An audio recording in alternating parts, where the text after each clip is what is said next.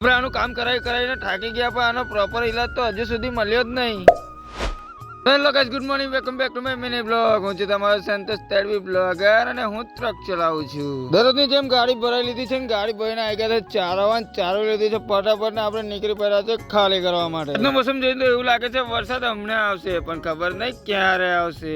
તો ખબર નહીં ક્યારે આવશે, પણ આપણે આવી ગયા હતા ડબ્બોય. આપણે કમાનું કામ કરાવ્યું હતું ને એટલે જોલી ખેંચાવવાની હતી. ભરેલી ગાડીએ ફટાફટ જોલી ખેંચાવીને આપણે નીકળી પડ્યા છે ખાલી કરવા માટે. ને એક જગ્યાએ પાણી ભરવા હતું ઉભા થઈ ગયા છે. અહીંયા આગળ મળે છે એક નંબર ઠંડુ પાણી. આ જગ્યા છે થરવાસા નબીપાની વચ્ચે માતાજીના મંદિરે પાણી ભરી નીકળ્યા હતા ને આપણને જોવા મળી ગયું છે એક્સિડન્ટ. એક ગાડી સાઈડમાં ઉતરી ગઈ હતી અને કાઢવા માટે બબ્બે ક્રેન આવી હતી. ટ્રેન ઉભી રીતે રસ્તાની અને અડધો કલાક અમારો બગાડ નાખ્યો તો. અડધો કલાકની રાહ જોયા બાદ અમે નીકળી પડ્યા છે ખાલી કરવા માટે. ફટાફટ પહોંચી ગયા છે કરજણ ચોકડી. ફટાફટ ખાલી કરી નાખી છે અને પહોંચી ગયા દબાઈ સીધા કામ કરવા માટે. કામ કરવા માટે તો આવી ગયા, પણ આનો હજુ સુધી પ્રોપર ઇલાજ મળ્યો નથી. પહેલા કે ટ્યુબ વેલ્ડિંગ કરાવવી પડશે તો ટ્યુબ વેલ્ડિંગ કરાવી દીધી. પછી કે ચેચીસ પોરી થાય છે એટલે ચેચીસ ને ટોનિયો મરાવવો પડશે તો ટોનિયો મરાવી દીધો. અને ટાયર ને કમર ની વચ્ચે ગેપ સારી એવી દેખાય છે. તોય મારું બેટું ટાયર આડે જ જાય છે. તમારી પાસે જો આનો પ્રોપર ઇલાજ હોય તો કમેન્ટ કરીને જરૂરથી જણાવજો. અને આવા નવા બ્લોગ દેખવા માટે તમારા ભાઈને લાઈક ફોલો કરીને શેર કરી દેજો. આપણે મળશું હવે બીજા નવા બ્લોગમાં.